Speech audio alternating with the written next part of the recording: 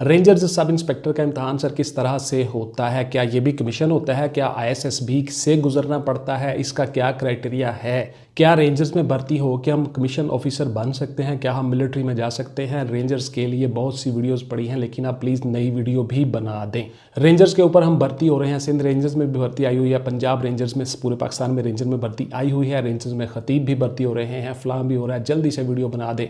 बहुत से आपके सवाल और बहुत सी आपकी क्वेरीज। रिटन टेस्ट में क्या क्या पूछा जाता है प्लीज सर जल्दी से बता दें। सब इंस्पेक्टर रेंजर्स जो हैं ये आईएसएसबी के मरहले से नहीं गुजरते, ना आईएसएसबी होता है, ना ये कमीशन रैंक होता है। ग्रेड 13 होता है इसका 13वां स्केल, और उसके मुताबिक ये लोग भर्ती होते हैं। इंटरनल मैटर होते हैं, इंटरनल आपके टेस्ट होते हैं रेंजर्स के।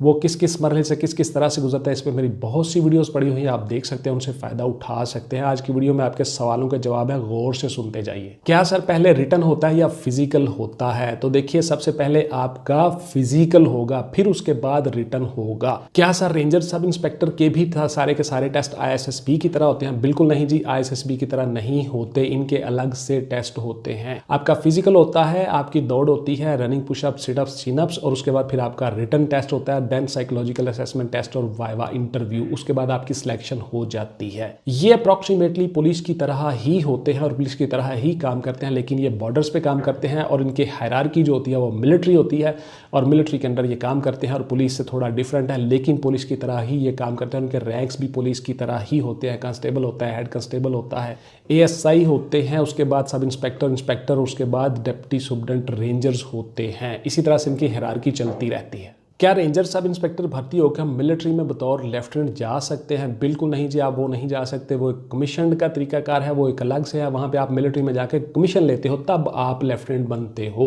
वो गजटेड ऑफिसर होते हैं, ग्रेड 14 में आते हैं, और इसके बाद फिर वो 15 में जाते हैं, 16 में और 17 में, इस तरह से वो आगे बढ़ते रहते हैं। लेकिन आप लोग कमीशन ऑफिसर नहीं होते हो, आपका ग्रेड 13 होता है। क्या हमें घर के नज़दीक जॉब मिल सकती है? बिल्कुल जी, आपको घर के नज़दीक ही जॉब दी जाती है। कोशिश यही की जाती है कि आपके घर के नज़दीक, उसी ज़िले में, उसी डिस्ट्रिक्ट में आपको जॉब दी जाए। लेकिन दूसरे ज़िले में भी आपकी जॉब हो सकती है। रेंजर्स पूरे पाकिस्तान में डिप्लॉय होते हैं, इसलिए आपको कहीं भी जॉब मिल सकती है, कहीं भी आपकी ड्यूटी हो सकती है। ड्यूटी यार आपके 8 घंटे ही होते हैं, उसके बाद आप रेस्ट करते हो, आराम करते हो, उसके बाद फिर से ड्यूटी करते हो। आपको छुट्टी भी मिलती है। आपको अगर खाली घर हो, क्वार्टर हो रेंजर्स के, वो भी आपको मिल जाते हैं। मेडिकल आपका फ्री होता है, ईच एंड एवरीथिंग आपको उसी तरह से गवर्नमेंट की सहूलियात होती हैं जिस तरह से मिलिट्री की होती हैं और पुलिस की होती हैं। यूनिफॉर्म जॉब है, आप इसी तरह से यूनिफॉर्म जॉब में काम करते हो। सबसे पहले सर कौन से टेस्ट होंगे, मरहलावार हमें बता दें।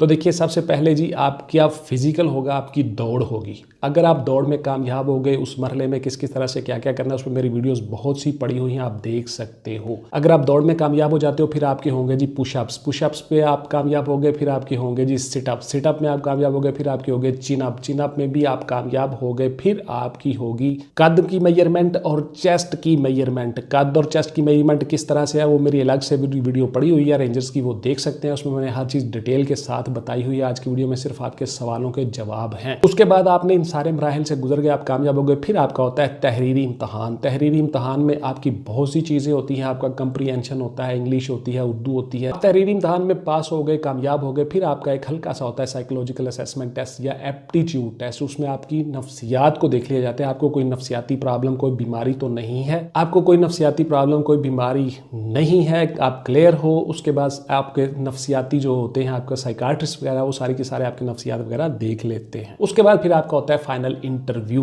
वाइवा। उस इंटरव्यू में आप कामयाब हो गए, आप पास हो गए, फिर आपको बाकायदा पोस्टिंग दी जाती है, ऑफर लेटर दिया जाता है, उसको आप सिग्नेचर करते हो। उसके बाद फिर आपकी इंडक्शन होती है, अपॉइंटमेंट लेटर आपको मिल जाता है, फिर आप डिपार्टमेंट में आ जाते हो, फिर आपका मेडिकल डिपार्टमेंट करवा के उस दिन से आपकी तनख्वाह और पे शुरू हो जाती है। उसके बाद फिर आप जाते हो ट्रेनिंग पे, ट्रेनिंग आप करके वापस आते हो, फिर आपकी पोस्टिंग होती है। अप्रॉक्सीमेटली आपकी ट्रेनिंग 1 साल पे मुहित होती है, 1 ईयर। उसके बाद फिर आपकी पोस्टिंग दी जाती है और आपका रैंक लग जाता है। उसी तरह से 2 रैंक कंधे पे लगते हैं, सब इंस्पेक्टर रेंजर्स के तौर पे आप काम करते हो। बेसिकली इनका काम क्या होता है, इस पर मेरी बहुत सी वीडियोस पड़ी हुई हैं। बॉर्डर के ऊपर काम करना होता है, इन्होंने इलीगल एक्टिविटीज़ को डील करना होता है। उसके बाद फिर मुल्क के अंदर अगर ज़रूरत पड़े तो लॉ एंड ऑर्डर की सिचुएशन को भी कंट्रोल करना होता है। रेंजर से बहुत से काम लिए जाते हैं। यूनिफॉर्म जॉब है, अच्छी जॉब है, ऑनर वाली जॉब है। क्या सर हम रेंजर में भर्ती हो गए तो आगे कमीशन के लिए अप्लाई कर सकते हैं, आईएसएसबी में जा सकते हैं, पीएमए में जा सकते हैं, लेफ्टिनेंट बन सकते हैं? बिल्कुल जी, आप जा सकते हो, लेफ्टिनेंट बन सकते हो, पीएमए में जा सकते हो।